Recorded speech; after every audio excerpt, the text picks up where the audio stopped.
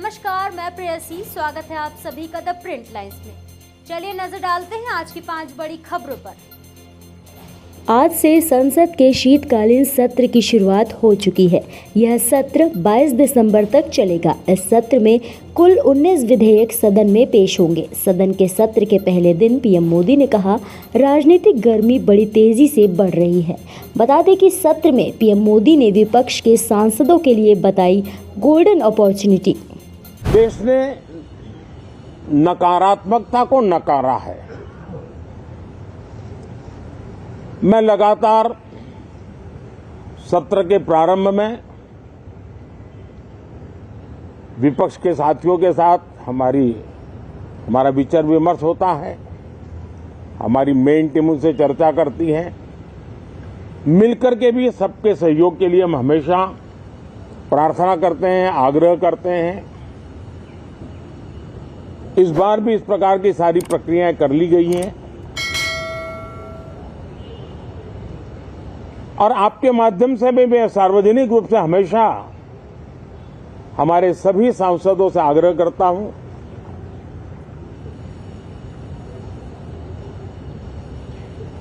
लोकतंत्र का यह मंदिर जन आकांक्षाओं के लिए विकसित भारत की नींव को अधिक मजबूत बनाने के लिए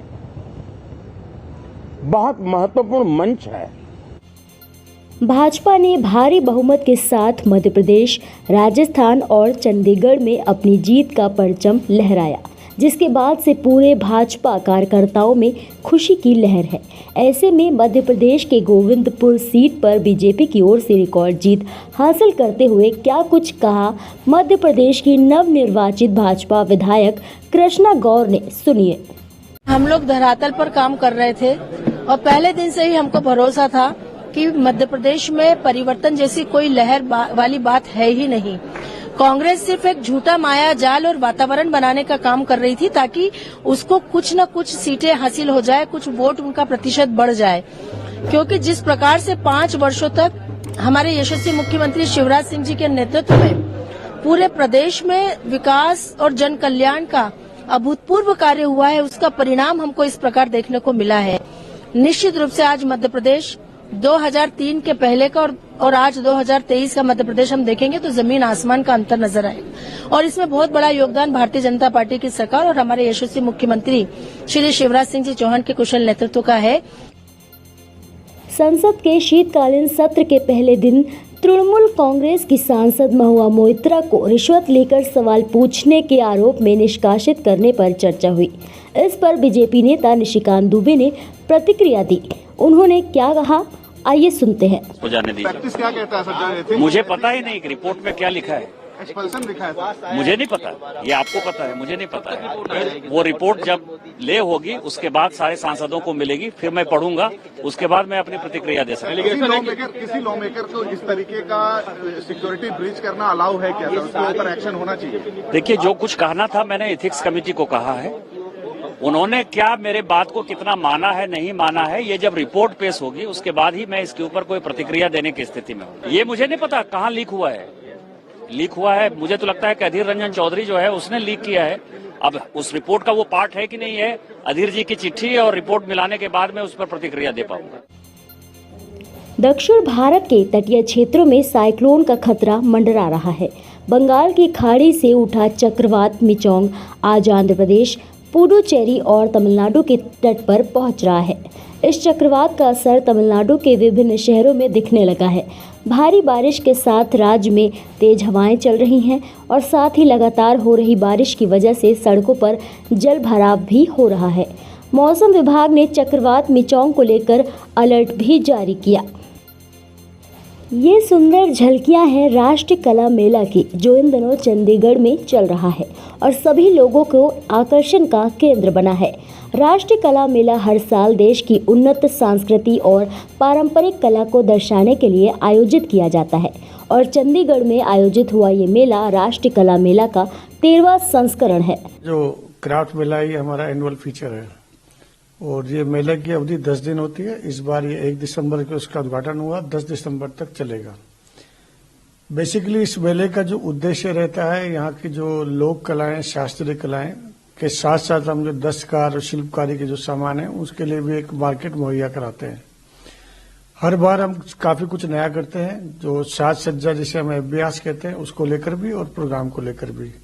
हम साज सज्जा से शुरुआत करते हैं कि इस बार चूंकि पहला दिन जो था 1 दिसंबर नागालैंड स्थापना दिवस था, तो हमने नागालैंड का गेट तैयार किया उसकी थीम के ऊपर।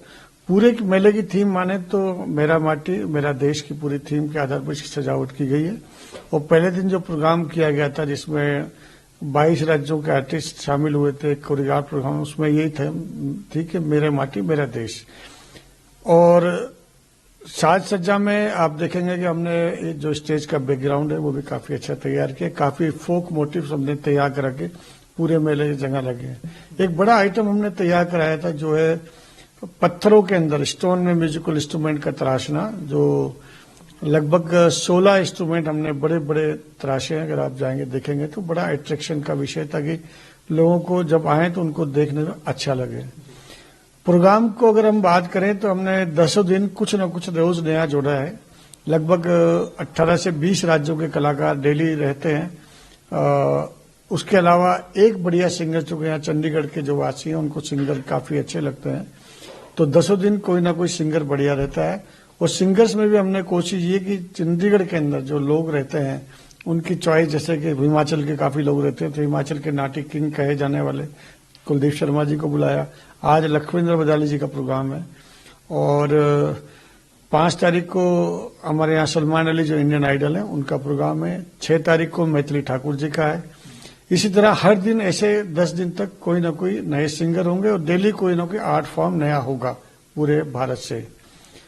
इसके अलावा दस्तकारी में लगभग हमारी 200 दुकानें होती हैं, जिसको हम काफी मेहनत से उनके अंदर सेलेक्ट करते हैं ताकि नए नए आइटम हर बार पुरानों के साथ साथ कुछ नए आइटम भी आ जाएं। ऐसे ही एक फूड कोर्ट बनाते हैं जिसमें आप देखेंगे हरियाणा, महाराष्ट्र, राजस्थान, इनके खाने, बिहार के जो ट्रेडिशनल खाने वो आपको यहाँ मिलते हैं। ऐसे ही महत्वपूर्ण खबरों को देखने के लिए जुड़े रहिए द प्रिंट लाइन्स के साथ।